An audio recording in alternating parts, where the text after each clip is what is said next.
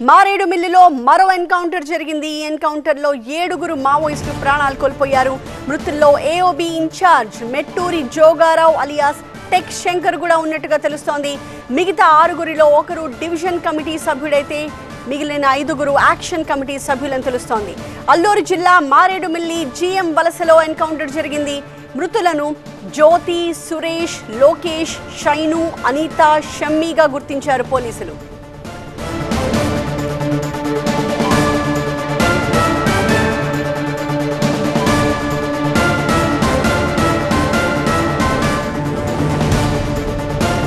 Encounter జరిగిన మారేడుమిల్లి నుంచి మా ప్రతినిధి రవి అలాగే విజయ్ కూడా మనకి లైవ్ లో అందుబాటులో కనిపిస్తూ ఉన్నారు. ముందుగా రవితో మాట్లాడదాం. రవి, ప్రస్తుతం మారేడుమిల్లి పరిసరాల్లో ఎలాంటి పరిస్థితి కనిపిస్తోంది? ఎన్కౌంటర్ లో 7 హతమైనట్టుగా తెలుస్తోంది. వాళ్ళకి సంబంధించిన డీటెయిల్స్ చెప్పండి.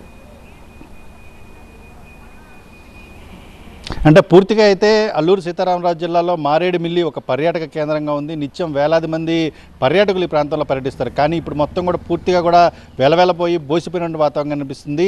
నిన్న 6 ఎన్కౌంటర్ తర్వాత మొత్తం కూంబింగ్ అయితే పెద్ద ఎత్తున అటవీ ప్రాంతంలో కొనసాగుతుంది. మారేడుమిల్లి మండలానికి సంబంధించి మనం ప్రస్తుతం చూస్తున్నటువంటి దట్టమైన అడవులు మొత్తం కూడా పోలీసులు జల్లెడ పడుతున్నారు. ఈ క్రమంలోనే తెల్లవారుజామున కూడా 4 గంటలకు ప్రారంభమైనటువంటి ఆపరేషన్ ఎదురు కాల్పులు అనేవి 7 గంటల వరకు కూడా జరిగినట్లు మనకి సమాచారం ఉంటుంది. దీంట్లో కీలకంగా ఉన్నటువంటి మావోయిస్టు కీలక నేతలు 7 ఈ ఎదురు కాల్పుల్లో చనిపోయినట్లు కూడా పోలీసులు చెప్తున్నారు. జిఎం వలస దగ్గర జరిగినటువంటి కాల్పుల్లో పూర్తిగా కూడా 6 మావోయిస్టులు చనిపోయడం, మళ్ళీ ఫర్దర్గా కూడా కూంబింగ్ జరుగుతున్న పరిస్థితి కనిపిస్తుంది. వీరందరినీ కూడా మరో గంటన్నర ప్రాంతంలో జిఎం వలస నుంచి ఇక్కడికి తీసుకొచ్చేటువంటి రంపచోడవరం జనరల్ ఆసుపత్రికి తీసుకొచ్చే ప్రయత్నం చేస్తున్నారు. మనం కూడా సంఘటనా స్థలానికి వెళ్ళే ప్రయత్నం చేసాం. సంఘటనా స్థలానికి దాదాపు సమీపం వరకు కూడా వెళ్ళినప్పటికీ కూడా అక్కడ ఉన్నటువంటి పోలీసు బలగాలు లోపలికి అనుమతించే పరిస్థితి లేదు. పూర్తిగా దట్టమైనటువంటి ఆ అడవి ప్రాంతం కావడంతో పాటు పూర్తిగా కూడా కనీసం సింగిల్ అంటే కాలి నడకన మాత్రమే లోపలికి వెళ్ళేటువంటి పరిస్థితి ఉంది.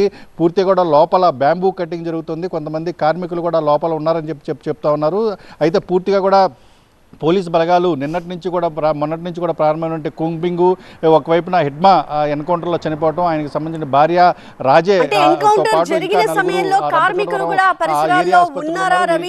ప్రస్తుతం మీరున్న ప్రాంతం నుంచి ఎన్కౌంటర్ జరిగిన ప్రాంతం ఎంత దూరంలో ఉంది? ఎంత లోపలికి వెళ్ళాలి అక్కడికి చేరుకోవాలంటే? నేను మారేడుమిల్లి సెంటర్లో ఉన్నాను. కొద్దిసేపటి క్రితమే అక్కడ జిఎం వలస నుంచి ఇక్కడికి చేరుకోవడం జరిగింది. జిఎం వలస నుంచి మారేడుమిల్లి దాదాపుగా కూడా 14 కిలోమీటర్ల లోపలికి వెళ్ళిన తర్వాత ఉంటుంది. లోపల నుంచి కూడా జిఎం వలస గ్రామం నుంచి కూడా లోపలికి ఇంకా ఎన్కౌంటర్ జరిగిన ప్రాంతానికి వెళ్ళాలంటే 6 కిలోమీటర్లు పూర్తిగా కూడా కాలి నడకన లోపలికి వెళ్ళాల్సిన పరిస్థితి ఉంది. ఆ కాలి నడకన వెళ్ళే మార్గం కూడా పూర్తిగా కూడా దట్టమైన అటవీ ప్రాంతంతో పాటు సన్నటి మార్గం ఏదైతే కేవలం నడుచుకుంటూ మాత్రమే వెళ్ళడానికి వీలైనటువంటి ప్రాంతం మాత్రమే ఉంది. ఆ లోపల ఇంకొంచెం లోపల ఇంకా కార్మికులు కూడా నిన్న బ్యాంబూ కటింగ్ కోసం వెళ్ళారని చెప్పి జిఎం వలసకు సంబంధించి స్థానికులు చెప్తున్న పరిస్థితి కనిపిస్తుంది. జిఎం వలసలో గ్రామస్తులతో కూడా మనం మాట్లాడాము. గ్రామస్తులు తెల్లవారుజామున 4 గంటల ప్రాంతంలో కాల్పుల శబ్దం వినపడింది. కాల్పుల శబ్దంతో ఒకసారిగా కూడా మేమందరం కూడా భయభ్రాంతులకు గురయ్యామని చెప్తున్నారు. ఇది పూర్తిగా కూడా గ్రామంలో ఉన్నటువంటి వ్యక్తులందరినీ కూడా ఎవరిని కూడా పోలీసులు బయటకు అనుమతించేటువంటి పరిస్థితి కూడా కనిపించట్లేదు. గ్రామం మొదట్లోనే దీనికి సంబంధించినటువంటి ఏదైతే ఎన్కౌంటర్ జరిగిందో ఆ ఎన్కౌంటర్ జరిగేటటువంటి ప్రాంతంలోకి వెళ్ళేటువంటి దారి ఉంది. అక్కడికి ప్రస్తుతం అయితే ఈ మృతదేహాలు ఏవైతే ఉన్నాయో మావోయిస్టులకు సంబంధించి శంకర్తో పాటు మిగిలినటువంటి మృతదేహాలందరినీ కూడా తరలించేందుకు కొద్దిసేపటి క్రితం మళ్ళీ పోలీసు బలగాలు అక్కడ చేరుకున్నాయి.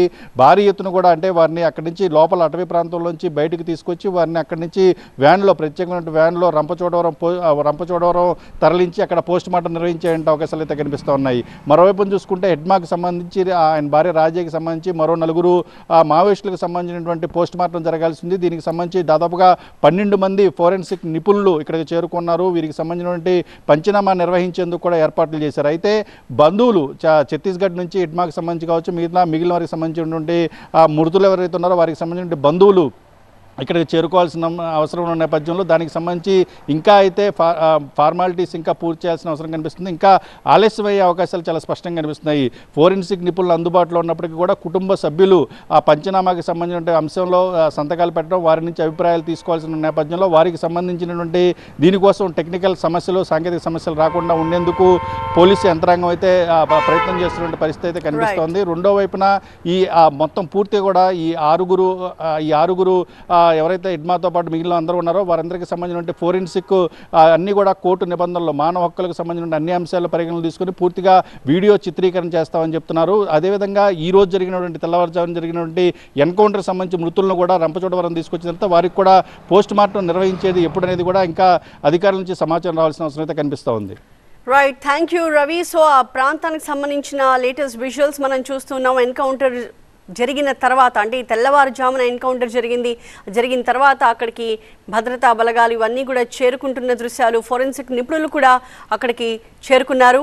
దట్టమైన అటవీ ప్రాంతం ఇది మనం చూస్తున్న